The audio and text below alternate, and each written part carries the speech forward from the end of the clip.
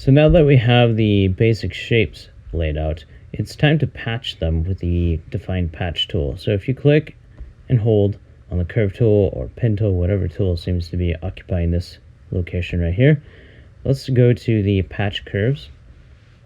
And we want to define patches. But before we do that, we only want to do one of these at a time. So let's do the back first. All right, click in the viewport.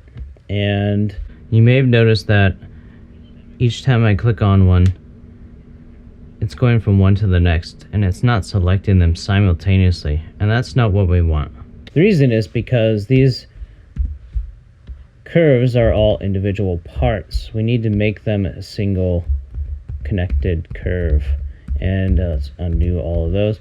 To do that, we just need to merge the vertices. That's under Vertex, Merge, and we'll use Automatic, yes, for vertices merged. We can double check that by lassoing around each location and checking in the statistics panel under vertices selected.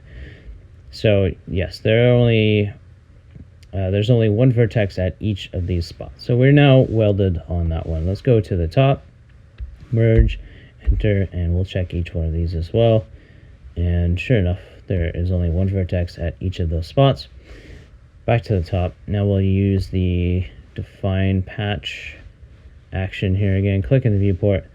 And we won't be using live patches, we'll be freezing them.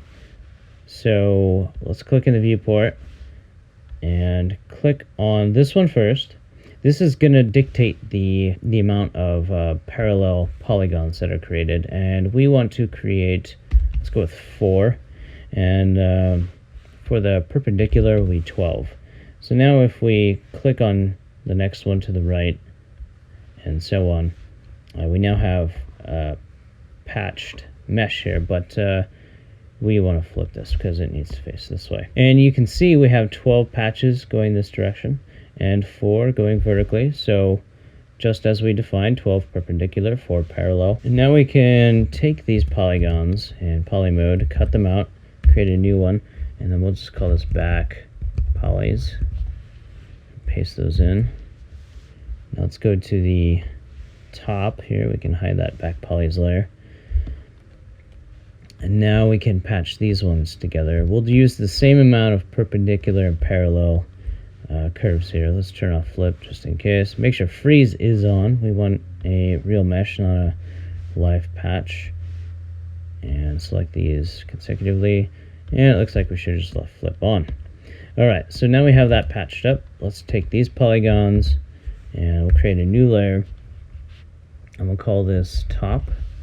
Paste those in. Hide that layer. And let's take a look at both the layers together.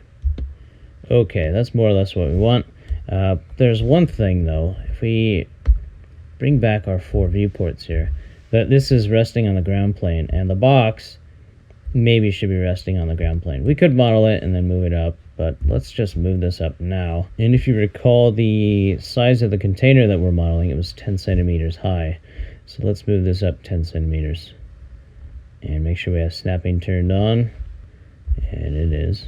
And it looks like we're moving it up 11.5 centimeters. So let's just move that up 10. So there's 10 centimeters. Drop the tool. And now we can create the walls and the bottom of the container. Alright, to do that we'll be using another function of the the patch curve tool here. We'll be using extend. But first let's get rid of these 2 layers. Not get rid of them, just make sure they're not in focus. We're only going to be using this one here, the top part, not the back. Just this one. Alright, so now let's turn on extend. Click in the viewport, and we'll just leave the same settings we have here, freeze, flip, and we use the same amount of parallel and perpendicular parts here. And now if we click on one of these, I'm going to hold control to constrain the movement of them. If we click and drag down all the way to the ground plane, you see that it created an easy, nice looking wall here. And let's turn flip off. We want this one facing back. Alright. Let's hold shift, click in the viewport again, and now we'll do this side here. Oh, it looks like it created one for us already. So let's try and grab it here. Hold Control and sometimes with this tool it wants to go places you don't want it to. So let's try to do it in this viewport. So no, not happening. There we go. That worked that time. But it's not snapping correctly here. Let's try one more time from the front viewport. Alright, click and drag. There we go. It worked this time. And you can see that the perpendicular and parallel count is exactly opposite of what we want. So let's change perpendicular to 4. And actually leave parallel also at 4. We don't need 12 patches running around the front. 4 should do us for now. Okay, now let's drop the tool. We'll reactivate it. Click in the viewport and select this one in the front here. Hold Control to constrain the movement and drag it down. Okay, now we have this wall here, and now I can shift click. Now click on this one and Control drag down. And so now we have all 4 of our walls here. And if we go into the statistics panel, polygons by type, and select all the faces, we have all the faces now selected. You know, I just realized I did one thing wrong here on the front face. This one here needs to be 12 as well. So let's redo that. Okay, with this layer selected, let's just get rid of all of our faces here. And you know what? We won't get rid of them. We'll just hide them for now. So H to hide. And now we'll go back to the patch curve tool. Extend mode again. Click on the front and we'll drag that one down. Control drag down. And we'll change the, I believe that would be the perpendicular to 12. Yep. Alright, so the reason we're doing that is so it matches up exactly with all of the other sides that have 12. For example, if we unhide, you can see this back part has 12, and those polygons are going to wrap all the way around from the bottom and the top. Alright, so now we have a bunch of polygons, and we can select all of them. Just make sure we do. Okay, let's create a new layer. We'll call this full box for now. Alright, paste those in. And now what we want to do is actually part each of these separate sides into their own layer.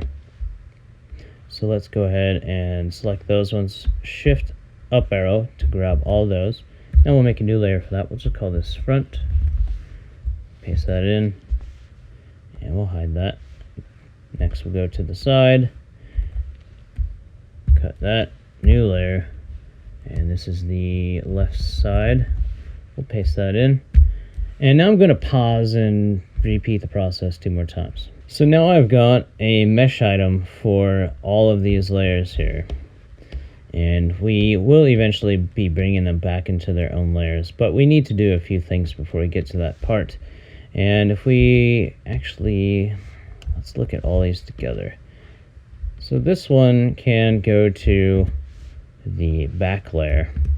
And we'll flip those so they're facing the exact same direction. And we'll be making that one item. So under vertex merge, sure enough, that looks good. Hit tab just to make sure that everything does look good. You can usually tell if vertices aren't merged, all vertices aren't merged on an item like this. You'll have pinching or holes, things like that. So this looks fine. One thing I just noticed is that this part here is not symmetrical along the x-axis. So what we should probably do is center these along the x. Let's just do that with all of those vertices there.